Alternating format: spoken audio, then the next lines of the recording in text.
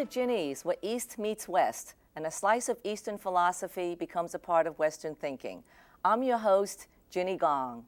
My first guest is the president and executive director of the Asian American Justice Center, an organization at the forefront in advancing the rights of Asian Americans.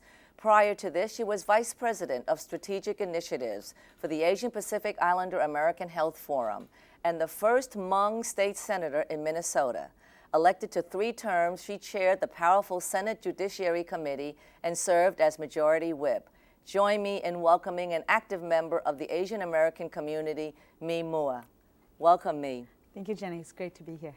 Let's begin with a little bit about your background, which is quite unusual. You're a member of the Hmong community. Tell us about that community that very few people seem to know about. Sure. So for most people, Hmong doesn't sound the way it's spelled. It's actually H-M-O-N-G. Mm-hmm. And Hmong Americans in the United States actually came here from Laos. My family came to the United States from Laos in the immediate aftermath of the war in Southeast Asia, the Vietnam War. So you are an attorney by training, but you left that to run for office. Why? Well, you know, I didn't think I would win the election. And it's highly unusual, actually. That's correct. It was a special election. And the area where we lived had actually, in a 10-year time period, had grown tremendously in the number of Asian Americans that were living in that area. I am a community activist by nature, and so I had done a lot of community organizing. And we thought that this unusual special election would present an opportunity for us to do some organizing of the community. And I guess we were so successful that I got elected. Amazing, right? Because it's quite amazing that a member of a minority community, you know, would be elected. So thank goodness for the special election. That's right. But then you left that. You left, you know, elected office to take on an everyday job. Yeah. Okay, why that change? Well, you know, so unlike most people, when they think about going to public life, they sort of plan for it, mm-hmm. and they go in there, and then they have other trajectories. As I mentioned to you, I happened upon that life, and I was elected when I was only 32 years old. Wow. And after about 10 years, I felt like I had maxed out the professional development from that work, and I either was going to hunker down and stay in and you know, figure out some other political trajectory or gain leadership within the chamber, or go off and do the same kind of advocacy work that I wanted to do, but in a different sandbox, and that's what brought me to Washington, D.C. But the community must have been so disappointed. They probably had high hopes for you. They were. But you know, what I always say is that if I just keep staying there, then we don't create the vacancy and we don't create the need, and other people won't step up.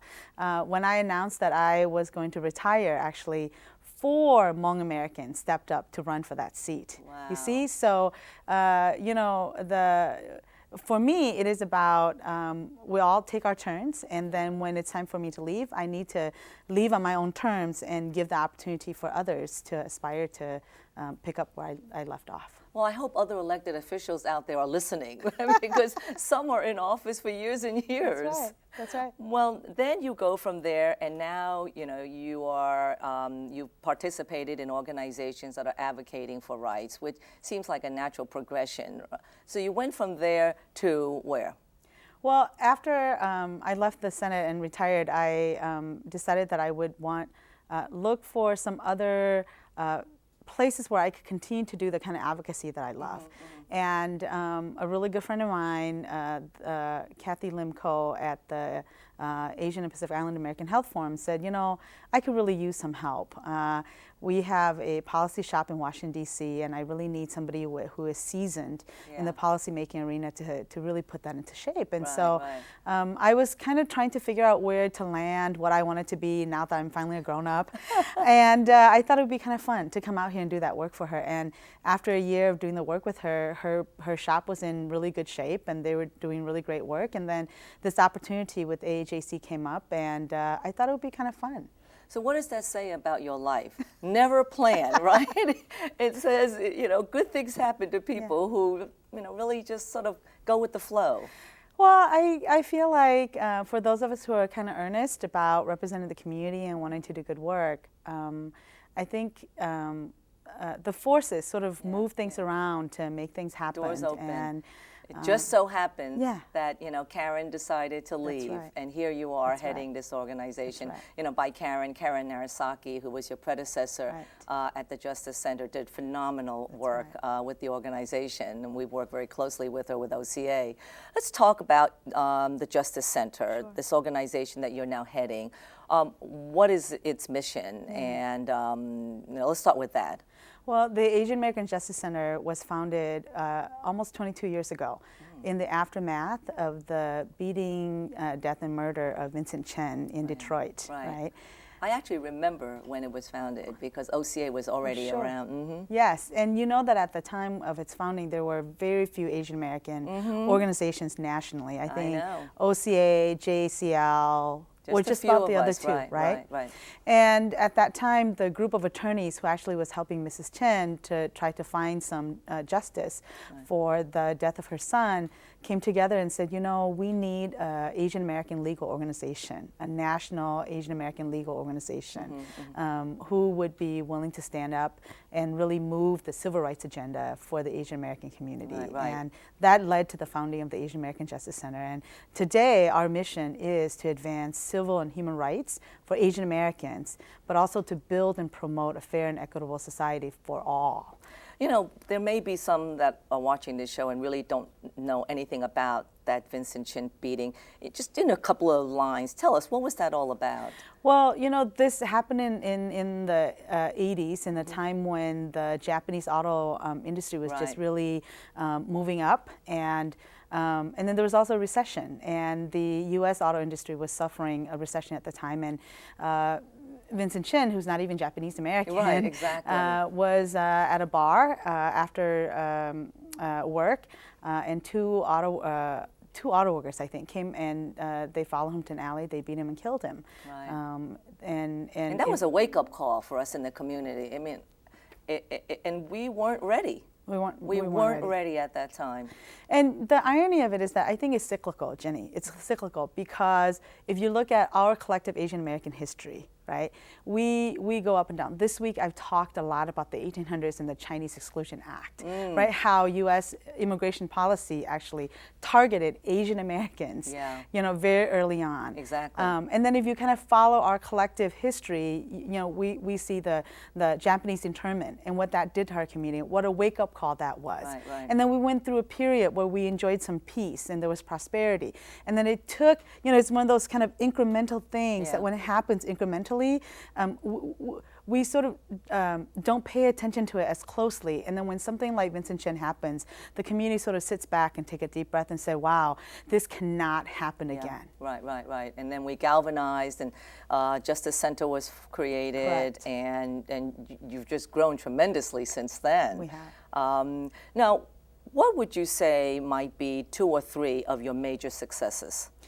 And you've had many. Given the legacy of how we were founded, championing federal hate crimes, federal legislation around hate crimes has been a major effort of this organization.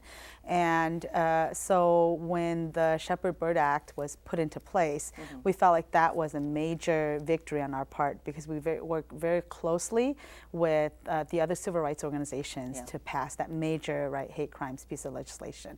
But outside of that, I think, and you know my predecessor, her legacy really has been about your love, which is how do we advance Asian Americans in the media, right? How do we battle through media justice agenda to create an alternative image of how people see Asian Americans in front of the cameras and behind the cameras.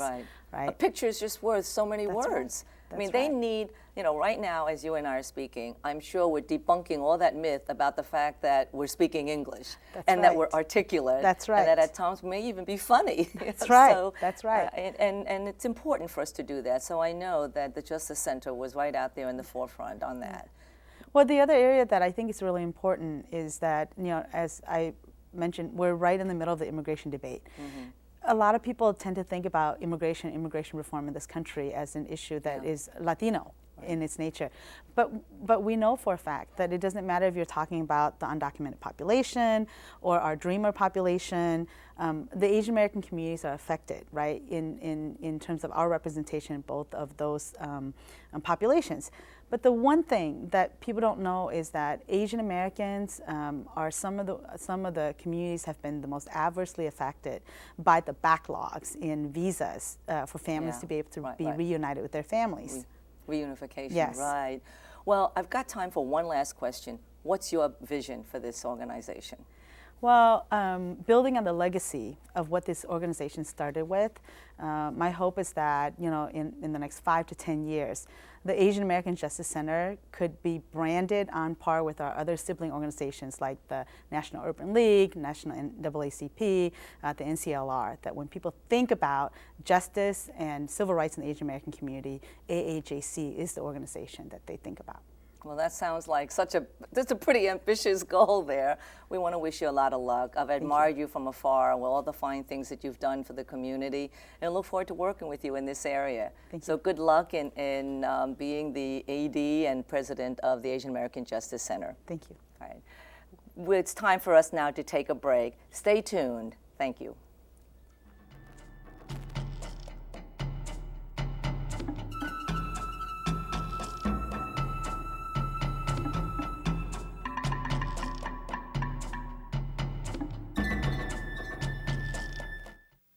Every book is an adventure waiting to come to life. Visit new worlds. Encounter new friends. And discover the power of reading. Go to read.gov to read A Princess of Mars, the first novel to feature John Carter. A new world awaits. Read. A boy born in Joplin, Missouri was fascinated by anything with wheels and a motor. The odds of him winning both the Daytona 500 and the Brickyard 400 in the same year, 1 in 195 million. The odds of the child being diagnosed with autism, 1 in 110. I'm Jamie McMurray, and my niece has autism. Learn more at autismspeaks.org/signs. Today is Saturday. Salad on Saturday, fruit on Friday, throw a ball Thursday.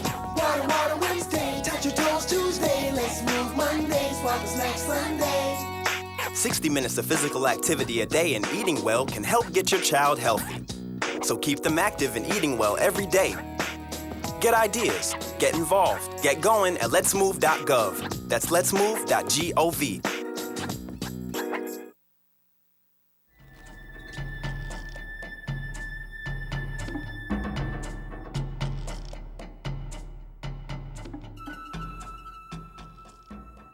Welcome back to Ginny's, where East meets West.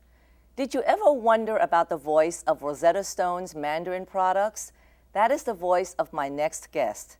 She's the editor-in-chief of Asian Fortune, the Asian American newspaper in the D.C. metro area, and a media and cross-cultural communications guru. Prior to immigrating to the United States, she was a newspaper reporter in her native China and a C-SPAN producer for 5 years in the United States, as well as a public relations executive. Join me in welcoming someone the National Journal called one of Washington's movers and shakers in 1996, Dottie Lee. Welcome, Dottie. Thank you, Jeannie. Let's talk a little bit about where you're from, okay? We know you're from China. Where in China, and when did you come here? I was born and raised in a city called Hefei, which is the capital of Anhui province. I came to the States in 1988. That's and at that 25 years ago. Okay, so you were just a little infant. Thank you. You're very sweet, very kind. Okay, so now when you were in China, you were a reporter. I was. Okay. I was a young reporter, freshly out of college and ambitious and ready to tackle the world. And you came here and you did some reporting as well. How do the roles differ? I mean, I'm sure tremendously in terms of China and here. First of all, I think the political systems are different. Yeah. As a young reporter in China, or even as an older reporter in China, you do have some kind of restrictions under certain guidelines. And my father worked for a government newspaper all his life, and being an editor and publisher and all that. So I was under the influence of being in a journalistic family. Here, the rules are relaxed. There's no certain things such as the kind of censorship that I've seen back home in China. So I think those are the major differences. But there are finer differences and smaller differences when it comes to journalistic coverage and that type of thing, packaging. You look at Chinese TV now, like I go home every year, I watch their TV coverage. It's very old-fashioned by comparison to what we have here. So these are the differences. So you came to this country as an adult. And very often, you know, when you come as an adult, because I was a teacher in the classroom, if you come as a child, you can lose your accent. But when you come as an adult, it's very difficult to do that. And yet, you came to this country as an adult, and it's very hard to detect any kind of an accent that you might have. Thank you. I do have an accent because I was a grown-up when I came. Right, but it's not detectable. Thank you. I fake it. This is what happened to me. I was a producer at C-SPAN, and at the time my goal was, and still is till this day, is to be on this side of the fence of the media, so to speak, to be doing media communications, media work and communications work. So by doing that, my first job was a spokesperson at Innova Health Systems, which is across the river from here.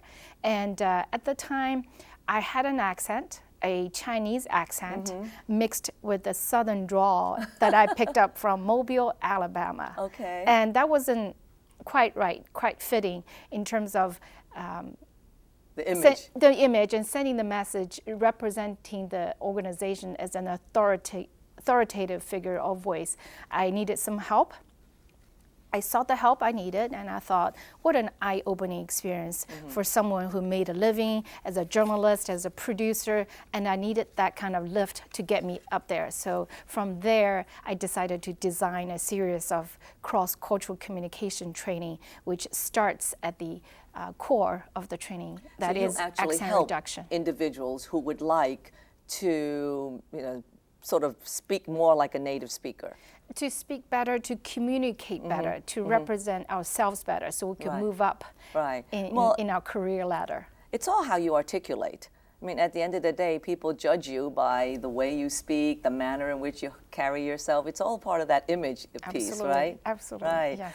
Well, now you are the editor-in-chief of Asian Fortune, and it is one of the few newspapers that come out on a regular basis, and it's in English, which, you know, is really important. Otherwise, you know, you're preaching to the choir if you don't have something that others can read about us. What's your vision for that newspaper?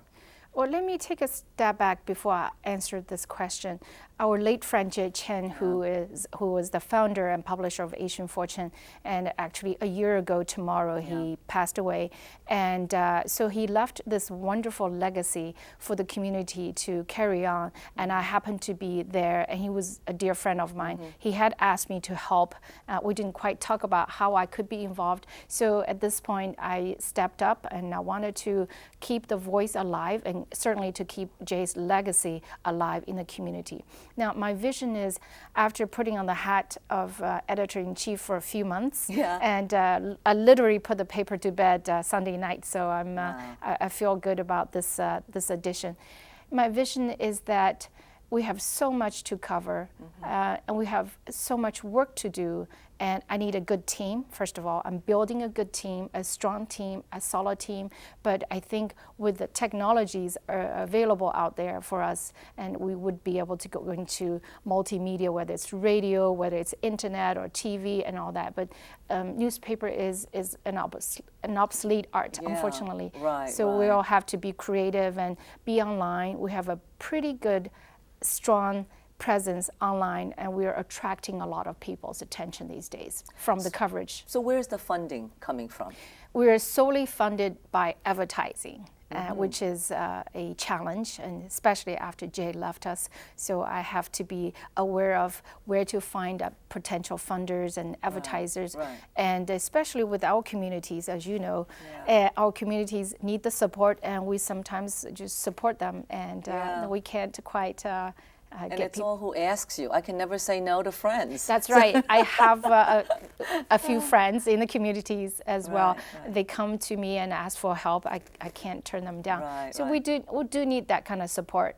Now, is this do you do this voluntarily? Is there, are you doing this on a more full-time basis? How do you squeeze it in between anything else?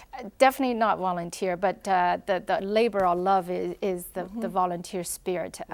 I take this on as almost like an assignment, and I don't want to quite call it a client, but it's really an assignment. I think for most of my career, I've planned everything just about, but this is a move that I didn't quite plan. But I think it comes How to different you are from my previous guest, where things just sort of fell into place for her. I do plan everything from my move to the United States to my career in journalism. But I think it comes to a complete circle now. I started as a newspaper reporter, as a young one in China, and now 25 years later, I'm back to be doing the same thing, print, that is. I think that's an interesting thing to watch. Well, I think you're wise to look at how else to get the message across, if not in print, because we're seeing people just tapping into all other forms of communication. What does Dottie do when she's not so involved with Asian Fortune? My other hat is Managing Director of Trans-Pacific Communications. Okay. We talked about my training, my speaking. I go around in DC area as well as in the country and sometimes overseas to make keynotes, to deliver training and all that. Last week I was just here in Montgomery County to conduct a training with the NIST. And but other than that work, I think you're asking me to talk about my fun part. Okay. What makes you, sort of come alive besides the paper? Well, in order to keep me alive, I have to be fit physically. So I do this crazy, I'm going to emphasize this word crazy. I'm doing this crazy fitness boot camp program for the past 3 years. Oh, wow. And that's, people think I'm crazy because I do 500 or 800 abs per session. That is crazy. It is crazy. However, I'll tell you, that is my escape. For me, that's luxury. And so I'll do anything just to be at the fitness boot camp. I know it doesn't sound logical. No, for the rest, we don't think that. I gotta do that for myself. Otherwise, I'll fall apart. Well, I want to come back to Rosetta Stone, okay? I was shocked to find that it's your voice that's coming through. How did you get involved in that? It's a good question. I'm very proud of my role being the voice and voice coach of Rosetta Stone's Mandarin products.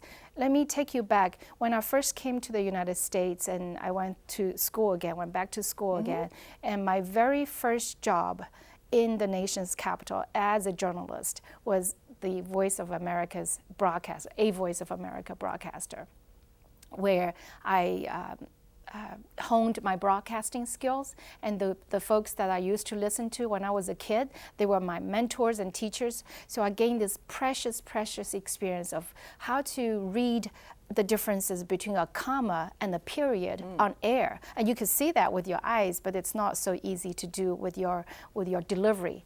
So I learned all that skills, and many years later, Rosetta Stone came on knocking on my door, and I said yes. And this was in 2007. I was just telling someone earlier, every 4 years or so, 3-4 years or so, Rosetta Stone comes up with a new product, and I've been with them for 2 rounds of fantastic products. So it's almost a decade that you've been involved with this? It's not quite. It's about 5-7 years, something like that. But we've done 2 products already. Wow, that's fascinating. So now you get involved in the community. How do you know what to cover? How do you get the news? Thank you. I love this question. This is something I deal with every day. But you need to wrap it up. Every waking moment. Now, sometimes it's about news. For example, the last edition we talked about guns. Why don't Asians own guns? And this issue is immigration. So we happened to beat the curve, if you will, before the White House announcement. We covered an undocumented Asian student here in Montgomery, at Montgomery College. Wow. And so it's and about they were willing to talk about it. they're totally willing. They're willing and available to talk about it. Wow. So it's about keeping up with what's happening in the news and what's interesting. What's the value to our readers? That's the question I ask every single time when I decide to assign a reporter to cover a story. What is the value for Asian American readers? And so with that in mind, we provide our readers a fantastic variety of news and features and profiles and certainly some fun things for young people to do. Well, I've read all of your latest issues, and they really are top-notch. Thank So I you. look forward to continuing to be one of your fans. Thank you so Thank much. you for joining. I wish you good luck in your editorship position. Thank you. Okay, we've run out of time with Dottie. We want to wish her well. That concludes our program for today. Thanks to my guests, Mi Moore and Dottie Lee, for their commitment to outreaching community. And thanks to all of you for joining us. Stay well, and we'll see you next time.